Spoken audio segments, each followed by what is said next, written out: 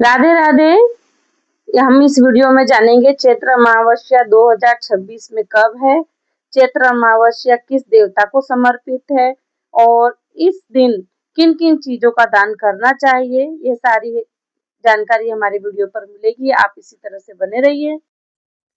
हिंदू पंचांग के अनुसार चैत्र मास के कृष्ण पक्ष की अंतिम तिथि को चैत्र अमावस्या कहा जाता है।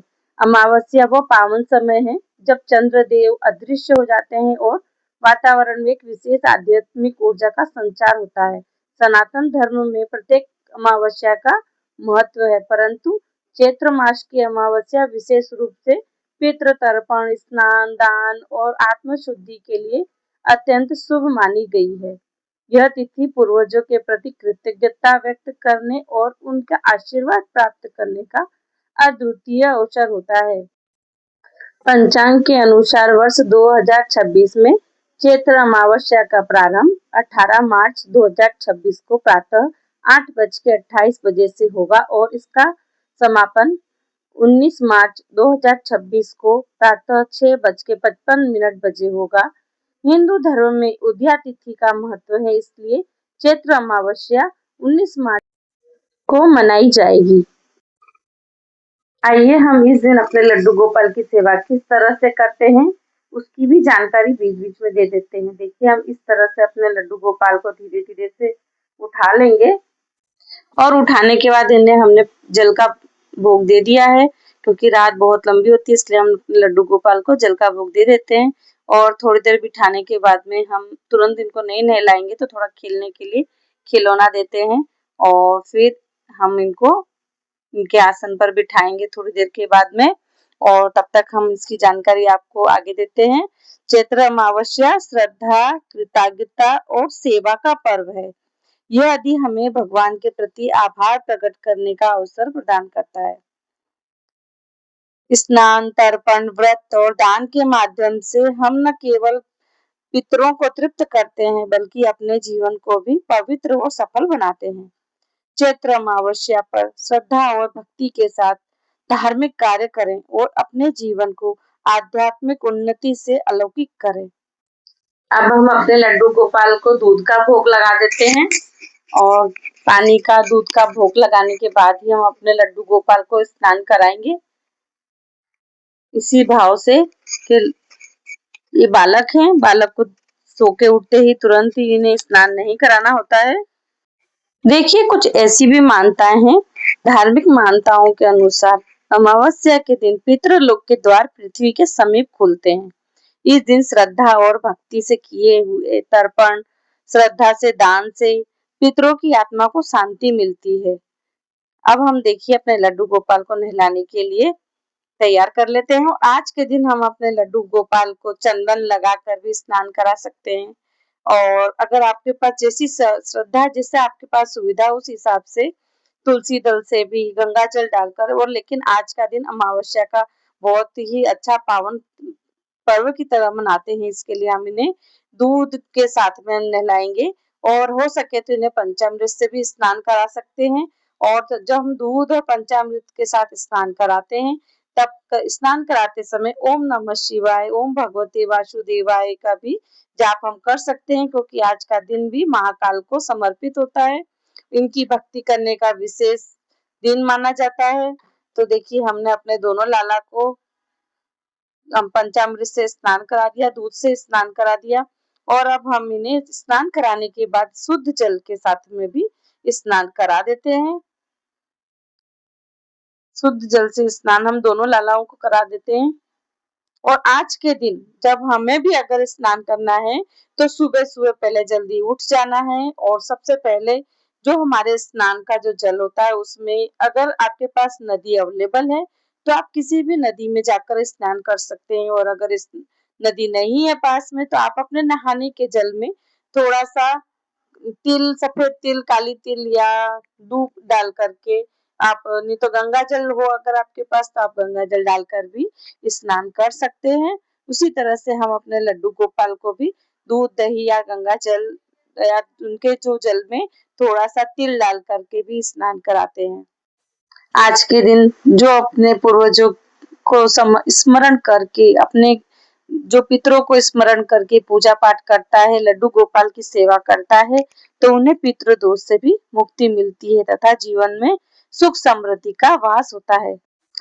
चैत्र मास नव वर्ष का प्रारंभिक मास भी माना जाता है, अतः इस अमावस्या का महत्व और बढ़ जाता है।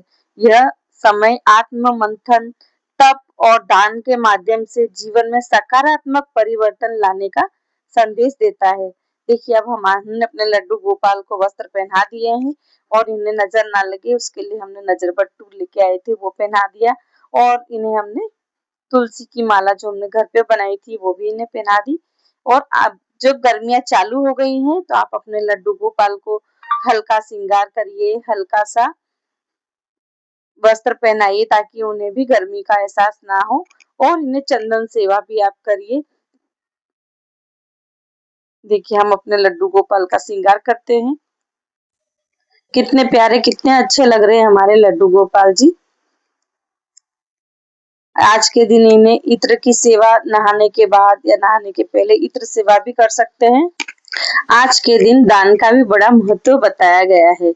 चैत्र अमावस्या के दिन काले तिल, अन्न, वस्त्र, विशेष करके काले या सफेद तिल हो तो भी चलता है, दीप दान, गुड़, घी, जल, मौसमी फल दान करना बहुत ही शुभ माना जाता है।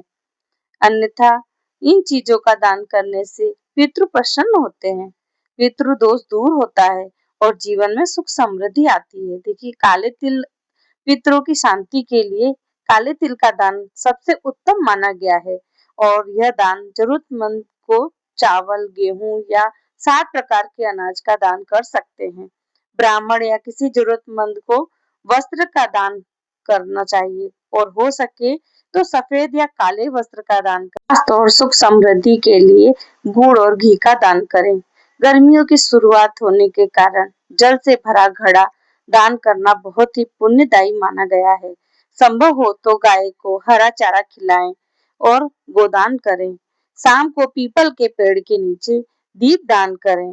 दान सुबह स्नान के बाद या दोपहर के समय करें। दान हमेशा जरूरतमंद व्यक्ति को ही करना चाहिए। दान के समय पितृ के प्रसन्न होने का संकल्प करें, और जो भी दान करें तो यह अपने पितृदेव को समर्पित करते हुए उन्हें हाथ जोड़कर प्रार्थना करते हुए कि हे पितृदेव, ये दान मैंने आपके लिए किया हुआ है, आपकी आत्मा की शांति के लिए किया हुआ है, तो आप इसे स्वीकार करें। अब देखिए, बात ही बात में मेरे लड्डू गोपाल जी तैयार हो गए हैं और मैंने इन्हें अपने इनके आसन पे बिठा दिया है। और आज के दिन आप अपने लड्डू गोपाल को सफेद चीज का भी भोग लगा सकते हैं, जैसे खीर है, सिमई है, दूध है, दही है, इन चीजों का आप भोग लगा सकते हैं। और हो सके तो अपने लड्डू गोपाल को ऐसी ही चीजों का भोग लगाएं जिससे उन्हें शीतलता प्राप्त होती रहे। और सफेद वस्त्र या पीले वस्त्र भी आप इन्हें पहना सकते हैं। मेरे पास यही अवेलेबल था, कॉटन का वस्त्र है, बहुत हल्का, इसलिए मैंने अपने लड्डू गोपाल को यह पहनाया है। यह पूजा करते समय जो आपके पास प्रसादी होती है, जो भी फल होता है, वो आपको गाय को भी खिला सकते हैं, या फिर जैसे कोई भी चीज अगर आपको दान करनी है तो गाय को आप किसी भी प्रकार के फल खिलाने से घर में सकारात्मक ऊर्जा का संचार होता है। इसके लिए आप गोदान जरूर करें। किसी भी तरह की बाधाओं को दूर करने के लिए भी यह बहुत प्रभावी माना गया है। पितृ तर्पण, पितरों की तृप्ति के लिए अमावस्या पर विशेष पूजा करनी चाहिए। और इस समय अपने घर में भी आप दीप जलाएं, धूप जलाएं, उनसे अपने लड्डू गोपाल की और अपने देवी देवताओं की पूजा करें। और पितरों को समर्पित शाम के समय प्रदोष काल में हो, तब उस समय पर आप पीपल के पेड़ के नीचे जाकर एक दीप अपने पितरों के नाम से दक्षिण दिशा की तरफ अपने घर पर भी एक दीप का आप दान कर सकते हैं। इस तरह से ये छोटी सी जानकारी मैंने आपके साथ में शेयर की है। ये जानकारी आपको कैसी लगी है प्लीज कमेंट में बताइएगा, और सभी को नए वीडियो के साथ में मिलते हैं। सभी भक्तजनों को राधे राधे, जय श्री कृष्णा, श्री हरि बोल, राधे राधे।